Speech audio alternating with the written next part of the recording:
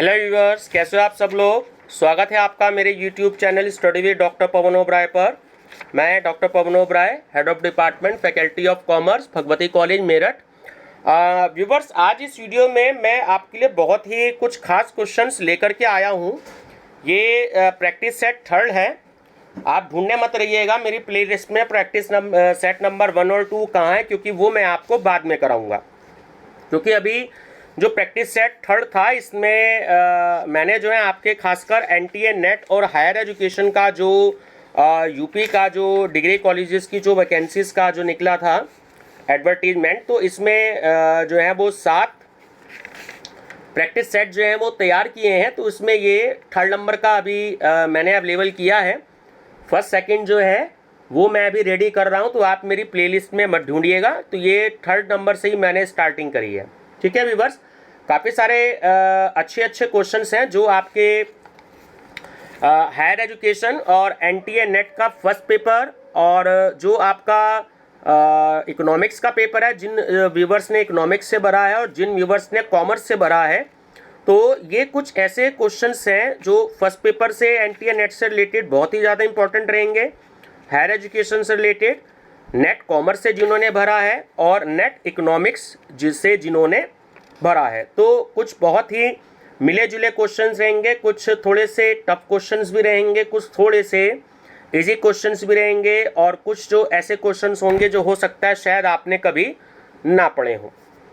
ठीक है, तो काफ़ी व्यूवर्स की डिमांड थी कि जो है इसमें कुछ हायर एजुकेशन और एनटीए नेट से रिलेटेड मैं क्वेश्चंस करवाऊं, क्योंकि बताना चाहूँगा कि अगर आप मेरे चैनल पर नए हैं या फर्स्ट टाइम देख रहे हैं तो मेरा channel study with doctor Pawan Oberoi को सब्सक्राइब कर लीजिएगा, study with doctor Pawan Oberoi को। ठीक है, तो इसमें 60,000 से ज़्यादा मैंने एमसीक्यूज दे रखे हैं। कॉमर्स के बहुत सारे सब्जेक्ट्स हैं। ठीक है, हर सब्जेक्ट्स की एक अलग प्लेलिस्ट है जो आपको B Ed entrance test, TGT, PGT, ठीक है, मैं अदर्स लोगों की तरह कोई भी ये स्पेशल नहीं बना रहा हूँ, इसलिए मैं अपनी सारी वीडियोस में पहले ही बोल देता हूँ कि आप सभी लोग मेरी प्लेलिस्ट विजिट करिएगा। उसमें सीसेस यूनिवर्सिटी मेरठ के तो मैंने बहुत सारे सॉल्व पेपर करवा दिए हैं 2013 से और 14 से, हिंदी इंग्लिश दोनों मीडियम में। ठीक है, फिर भी मैं प्रयास कर रहा हूँ कि आपको अच्छे से अच्छे क्वेश्चन जो है मैं दे पाऊँ। तो आज हम कुछ ऐसे ही 100 क्वेश्चंस का डिस्कशंस करेंगे जो इजी क्वेश्चंस भी हैं, थोड़े से मीडियल टाइप के भी हैं, ठीक है, और थोड़े से टफ क्वेश्चंस भी हैं। ठीक है, बहुत ही बेस्ट क्वेश्चंस का कलेक्शन है, इसलिए मैंने प्रैक्टिस सेट नंबर इसको 3 बनाया है। ठीक है, 7 हैं ये ऐसे प्रैक्टिस सेट मेरे पास और भी काफ़ी सारे क्वेश्चंस हैं। तो इसकी मैं एक प्लेलिस्ट बनाऊंगा practice set NTA NET and higher education के नाम से, तो आप ये मेरी उस प्लेलिस्ट में देख सकते हैं। ठीक है व्यूअर्स, चलिए डिस्कस करते हैं। क्वेश्चन नंबर 1 है कि निम्नलिखित में से आर्थिक विकास को मापने का उपयुक्त सूचकांक कौन है। तो ऑप्शन बी सही है कि वास्तविक प्रति व्यक्ति आय में एक स्थिर वृद्धि। सेकंड, भारत में आय और संपत्ति के असमान वृद्धि को समाप्त करने का सर्वोत्तम उपाय है, तो वो होता है कराधान की जो प्रगामी प्रणाली है उसको अपनाकर।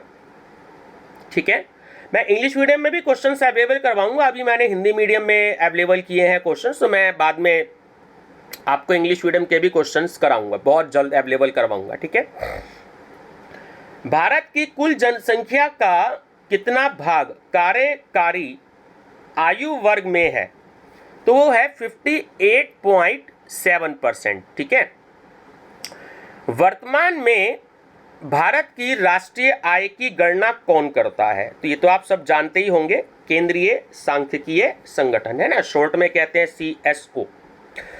केंद्रीय सांख्यिकी संगठन प्रतिवर्ष राष्ट्रीय लेखा सांख्यिकी नेशनल अकाउंट्स स्टैटिस्टिक्स जारी करता है, जिसे श्वेत पत्र व्हाइट पेपर भी है ना कहा जाता है, में विवरण होता है। तो उसमें विवरण किसका होता है, बड़ा इंपॉर्टेंट क्वेश्चन है। तो उसमें होता है भारत की राष्ट्रीय आय का।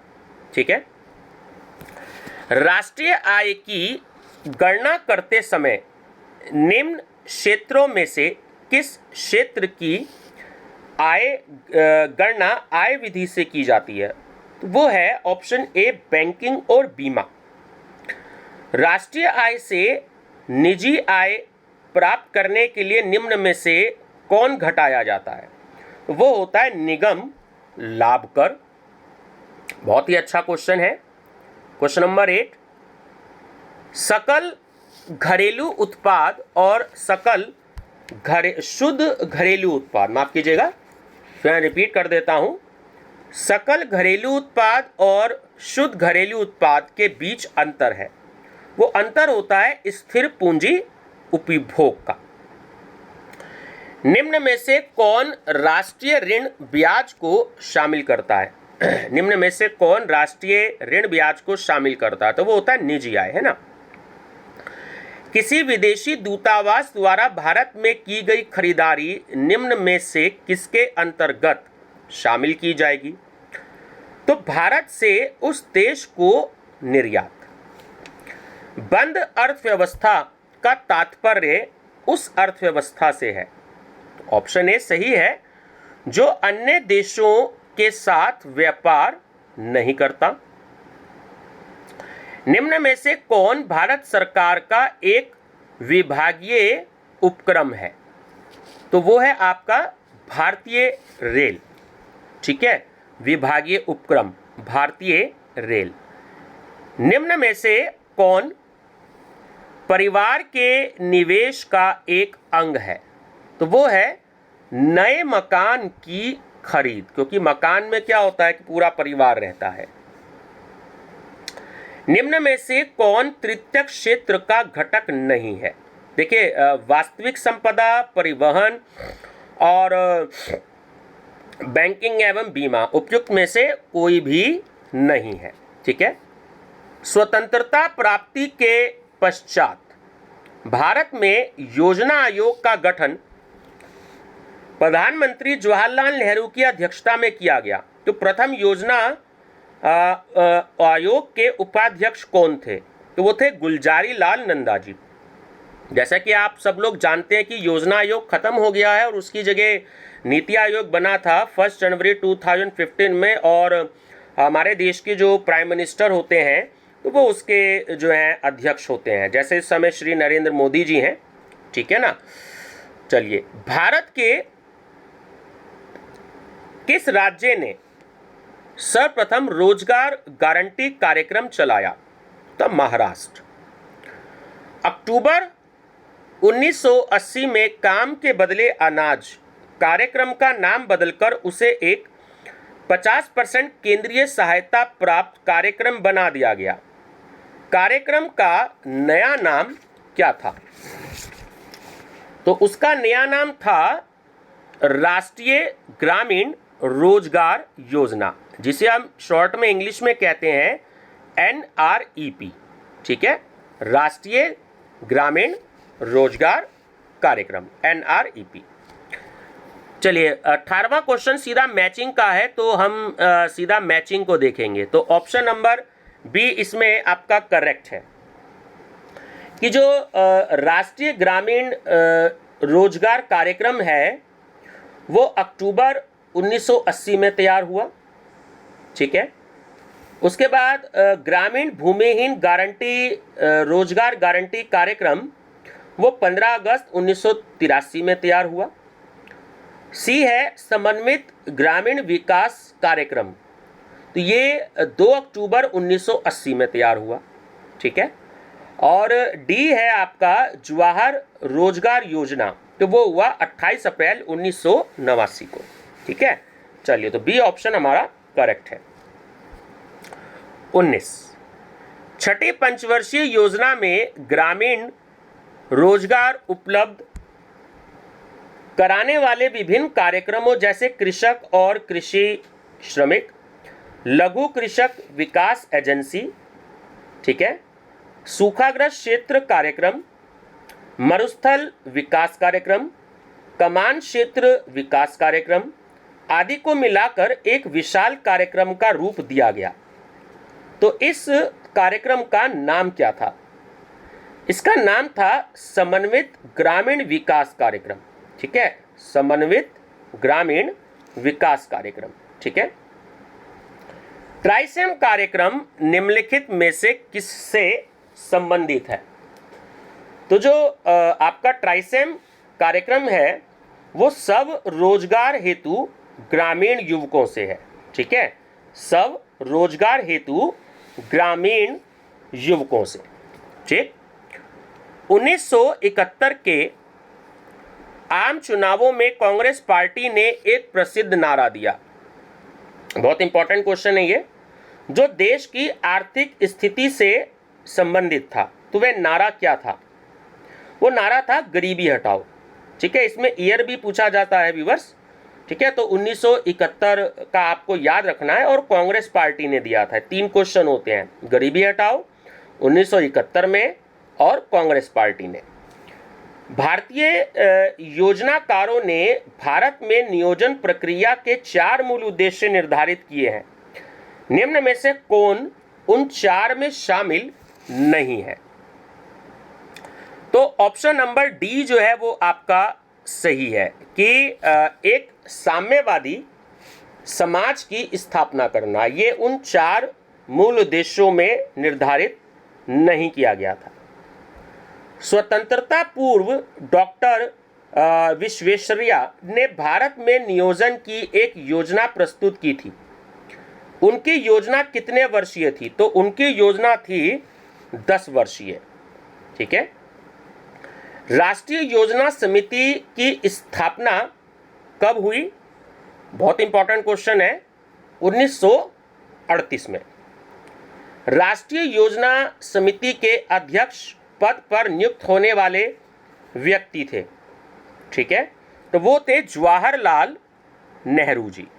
ठीक है, पंचवर्षीय योजनाओं को अनुमोदित करने वाली सर्वोच्च संस्था कौन है? वो है राष्ट्रीय विकास परिषद। ठीक है, राष्ट्रीय विकास परिषद जो है वो जितनी भी पंचवर्षीय योजना होती है उनको अप्रूव करती है। राष्ट्रीय विकास परिषद एनडीसी, नेशनल डेवलपमेंट काउंसिल, की स्थापना किस वर्ष हुई? यह हुई सन 1952 में। निम्न में से किस पंचवर्षीय योजना में कोई भी गरीबी निवारण या रोजगार सृजन का कार्यक्रम नहीं शुरू किया गया? ये भी व्यूअर्स बहुत इंपॉर्टेंट क्वेश्चन है। तीसरी योजना ऐसी थी, तीसरी पंचवर्षीय योजना ऐसी थी जिसमें किसी भी गरीबी निवारण रोजगार सृजन का कार्यक्रम स्टार्ट नहीं किया गया था। जनता पार्टी द्वारा निर्मित छठी पंचवर्षीय योजना ने चक्रीय योजना, जिसे हम इंग्लिश में रोलिंग प्लान कहते हैं, की अवधारणा को अपनाया था। इस अवधारणा का तात्पर्य क्या है? ऑप्शन सी कि योजना के हर अगले वर्ष के लिए तत्कालीन परिस्थिति के अनुसार 5 वर्षीय योजना तैयार की जाती थी। न्यूनतम आवश्यकता कार्यक्रम का प्रारंभ किस पंचवर्षीय योजना में किया गया था? वो 5वीं योजना में किया गया था। 7वीं पंचवर्षीय योजना में प्रारंभ किया गया एक महत्वपूर्ण रोजगार कार्यक्रम था, बहुत इंपॉर्टेंट है, JRY। ठीक है, किस देश के बहुराष्ट्रीय निगमों की भारत में सर्वाधिक भागीदारी है? ये भी कई बार आया हुआ क्वेश्चन है, ध्यान रखना। यूके, यूनाइटेड किंगडम में जितनी भी MNCs हैं उनकी भारत में सर्वाधिक भागीदारी है। निम्न फसलों में किसके अधीन क्षेत्रफल में सबसे अधिक वृद्धि हुई है? आलू में, आलू की। भारत की कुल सिंचित भूमि का कितने प्रतिशत भाग नहरों द्वारा सिंचित है? तो वो है 36%। भारतीय कृषि के विषय में निम्नलिखित में से कौन असत्य है? ऑप्शन सी, भारतीय कृषि में अधिकांशतः विस्तृत कृषि की जाती है। ये बिल्कुल असत्य कथन है। ठीक है, भारतीय कृषि के संस्थागत सुधार कार्यक्रम का तात्पर्य क्या है? तो वो है भूमि सुधार कार्यक्रम। भारत में खाद्य फसलों के अधीन कृषि भूमि का कितना भाग है? खाद्य फसलों के अधीन कृषि भूमि का 3/4 भाग है, ध्यान रखेंगे। कमान क्षेत्र विकास कार्यक्रम, जिसे हम कैड बोलते हैं, CAD प्रोग्राम का मौलिक उद्देश्य क्या था? तो वो था ऑप्शन डी कि भारत में सिंचाई के साधनों की क्षमता और उनके सदुपयोग के मध्य अंतर को न्यूनतम करना। ठीक है। भूमिगत जल के सिंचाई हेतु उपयोग को संभव बनाने हेतु सर्वाधिक उपयोग निम्नलिखित में से किसको दिया जाता है या किसको किया जाता है? तो वो है आपकी लघु सिंचाई परियोजनाएं। ठीक है, लघु सिंचाई परियोजनाएं। देश के प्रथम प्रधानमंत्री जवाहरलाल नेहरू जी ने आधुनिक भारत के मंदिर की उपमा किसे प्रदान की है? तो विशालकाय बांधों को। ठीक है, विशालकाय बांधों को। शिवरमन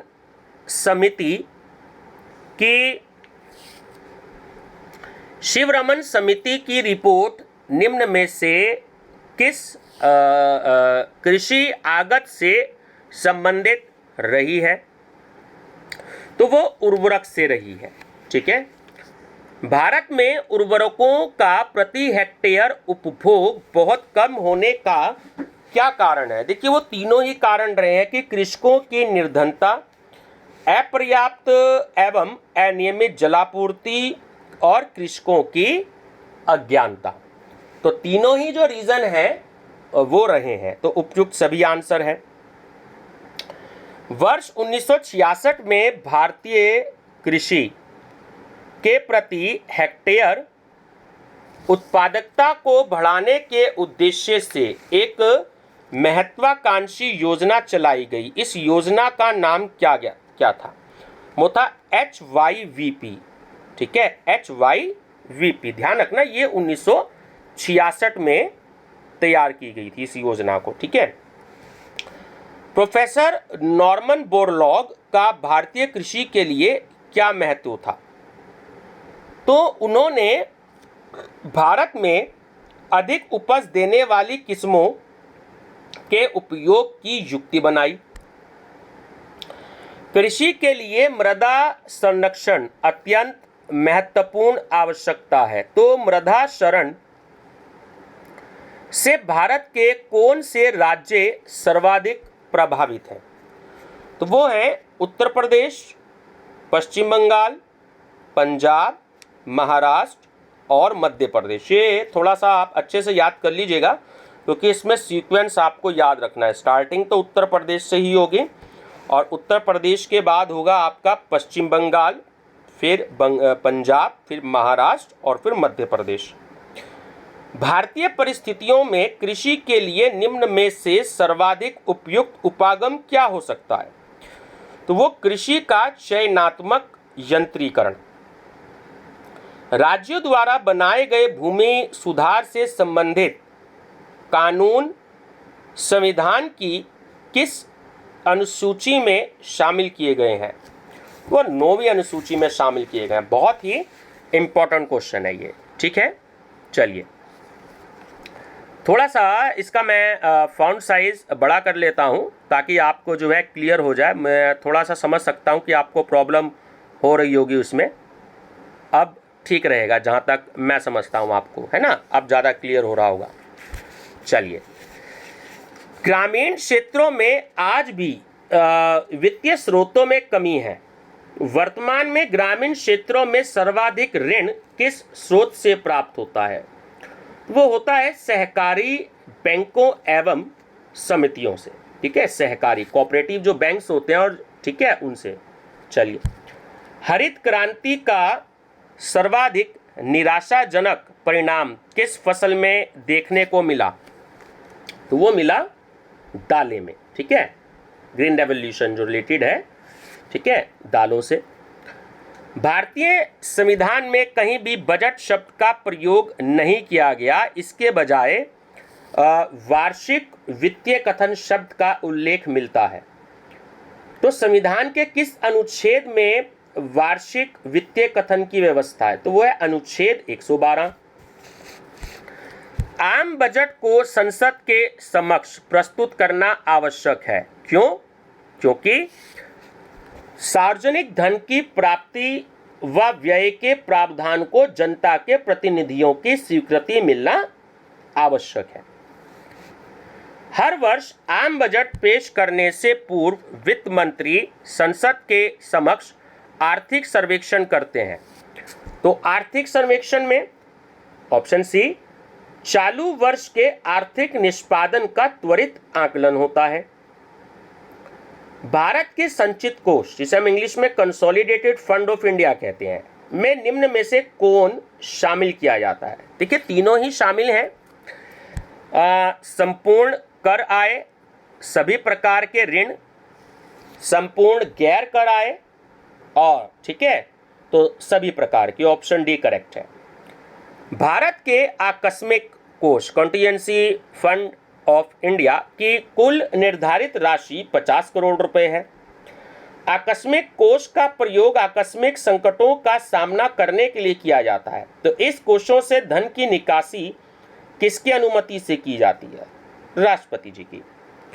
सरकारी मंत्रालयों, विभागों तथा सार्वजनिक क्षेत्र के उपक्रमों के कार्यक्रमों के लिए जिस बजट प्रावधान की व्यवस्था की जाती है, तो वो कहलाता है, तो वो आपका कहलाता है अनुपालन बजट। ठीक है, सॉरी, अनुपालन बजट, ऑप्शन नंबर ए। ठीक है, चलिए, अब आपको बिल्कुल क्लियर हो रहा होगा। अब फॉन्ट साइज काफी बड़ा हो गया है। पूंजी बजट के अंतर्गत निम्नलिखित में से किसे शामिल नहीं किया जाता? देखिए, ना तो सरकार द्वारा लिए गए बाजार ऋण, ना विदेशी सरकारों एवं संस्थाओं से लिया गया ऋण, और ना ही राज्य सरकार को दिए गए ऋण की वापसी। तो उपयुक्त में से कोई भी नहीं शामिल किया जाता। ठीक है, पूंजी बजट में। बजट प्रावधानों के अंतर्गत अनुदान मांग, जिसे हम इंग्लिश में कहते हैं डिमांड फॉर ग्रांट्स, से क्या तात्पर्य है? वो है विभिन्न मंत्रालयों द्वारा केंद्र सरकार से मांगी गई अनुदान राशि। अग्रिम कर किन किन महीनों में देय होता है? ये बहुत इंपॉर्टेंट है। फरवरी, जून और अक्टूबर। ठीक है, फरवरी, जून और अक्टूबर।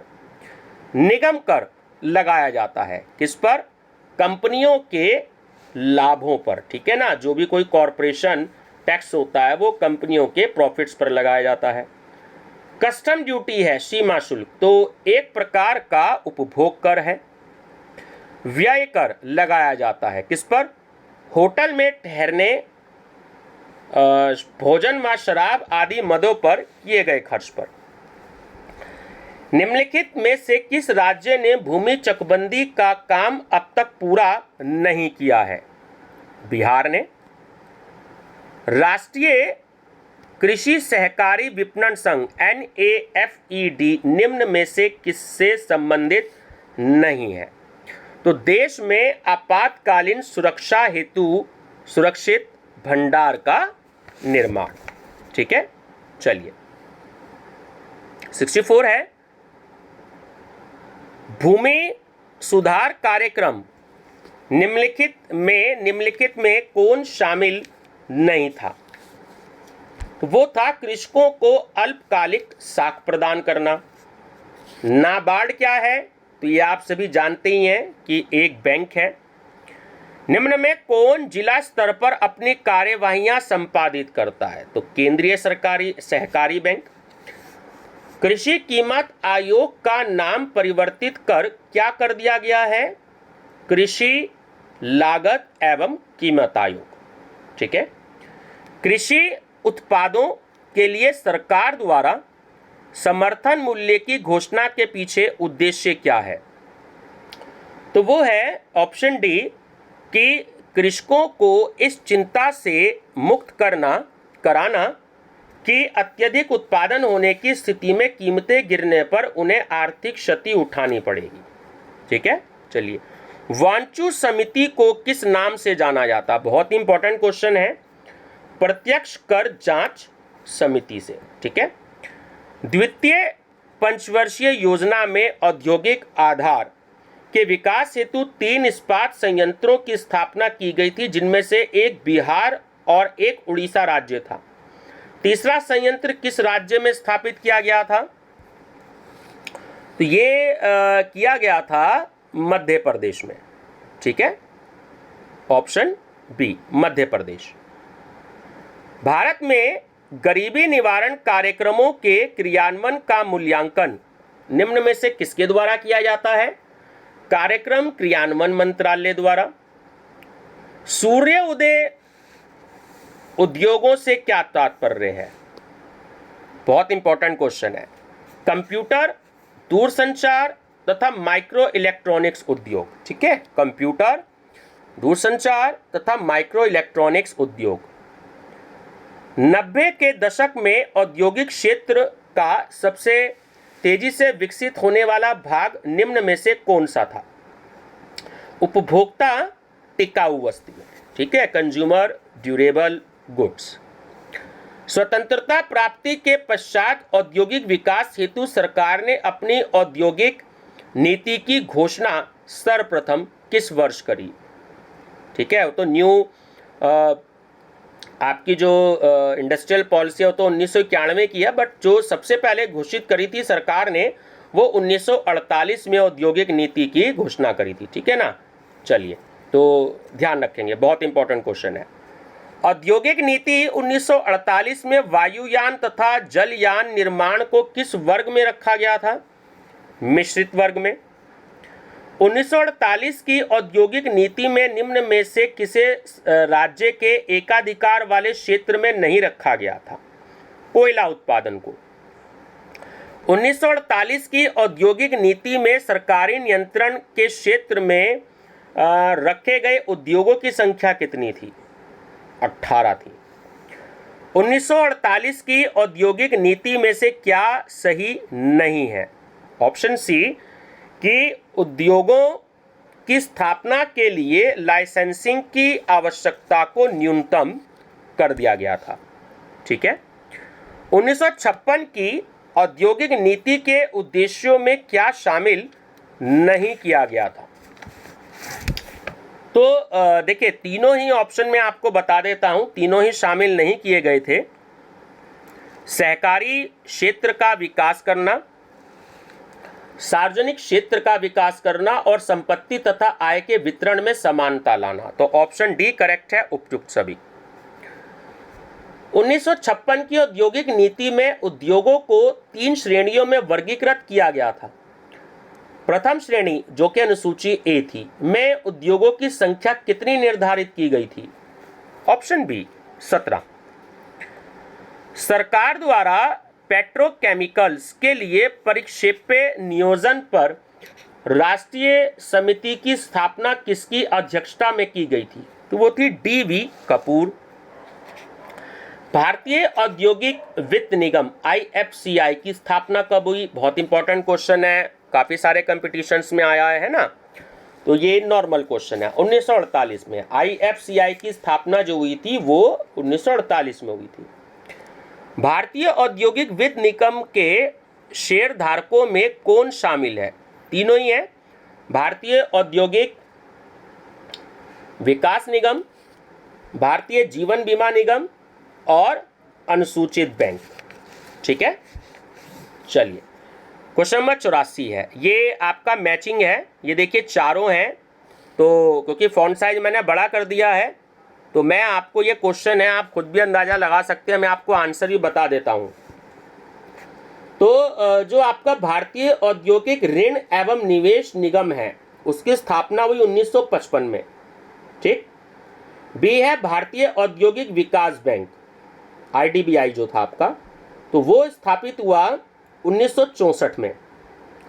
उसके बाद सी है भारतीय औद्योगिक पुनर्निर्माण बैंक, वो स्थापित हुआ 1971 में। और भारतीय लघु उद्योग विकास बैंक, ठीक है, तो वो स्थापित हुआ 1990 में। ठीक है, चलिए, तो ये आपका ऑप्शन नंबर बी करेक्ट है, आप यहां से टैली कर सकते हैं। भारत में उद्योगों को दीर्घावधि ऋण उपलब्ध कराने वाली संस्थाओं में सर्वोच्च संस्था कौन सी है? तो वो है भारतीय औद्योगिक विकास बैंक। ठीक है, चलिए, भारतीय औद्योगिक विकास बैंक। चलिए नेक्स्ट है क्वेश्चन 86। देखिए यहाँ भी ट्रेड यूनियन के नाम दिए गए हैं और राजनीतिक दल का नाम दिया गया है। तो मैचिंग की बात करते हैं सीधे। ये क्वेश्चन आपके पास में है, मैं मैचिंग बता देता हूँ आपको, आप खुद भी अंदाजा लगा सकते हो अगर आपने स्टडी करी है तो।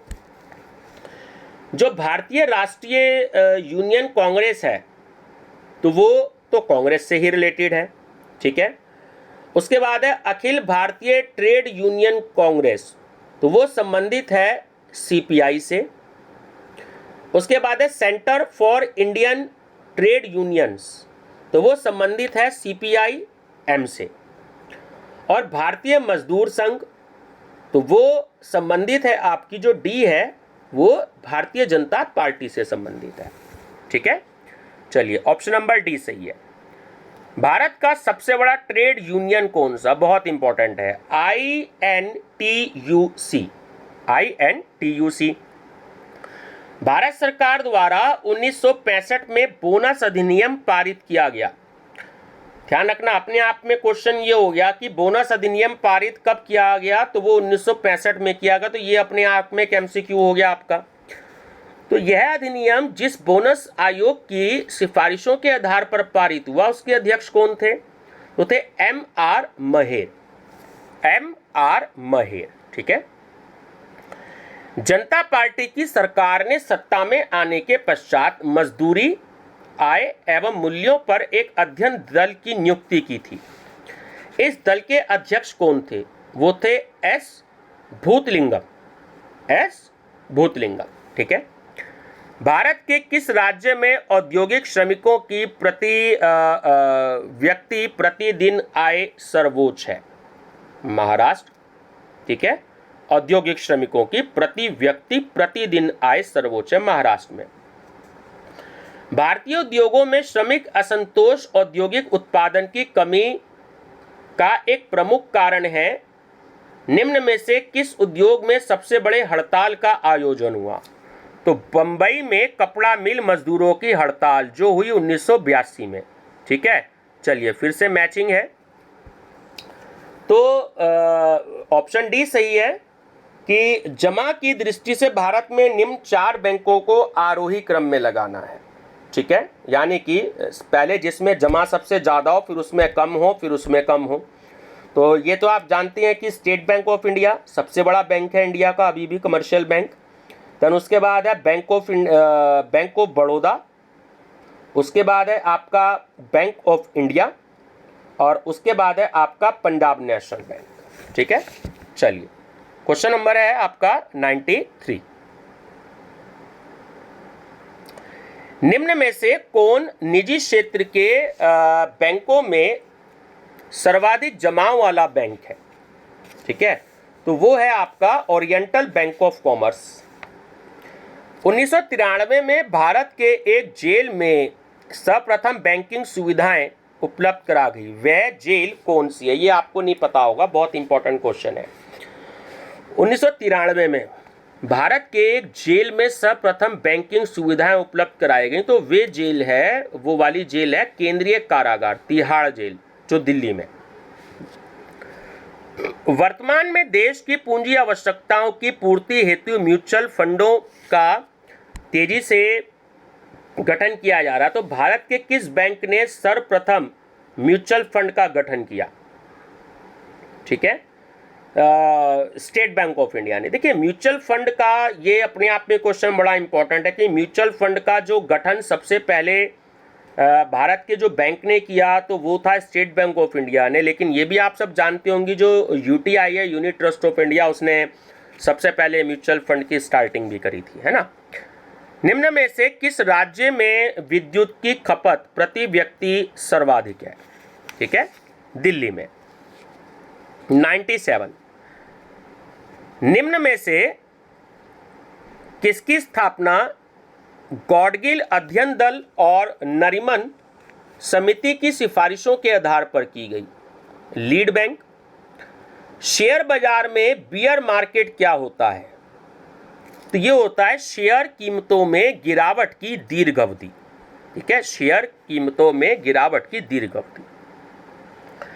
स्टॉक बाजार ऑपरेटर के लिए फ्लैग का क्या तात्पर्य है? तो वो है तकनीक विश्लेषण का एक चार्ट प्रतिरूप, है ना, तकनीक विश्लेषण का एक चार्ट प्रतिरूप। और क्रिसिल क्या है? लास्ट क्वेश्चन है व्यूवर्स। क्रिसिल जो है वो consumer ratio in a slow index of living, जो पूरा नाम है। ठीक है, 100 का C, consumer ratio in a slow index of living. ठीक है, तो व्यूवर्स ये थे। ठीक है, मैं देखिए फ़ॉन्ट साइज अब नॉर्मल कर रहा हूँ इसमें, ताकि आपको आंसर शीट भी अवेलेबल हो जाए।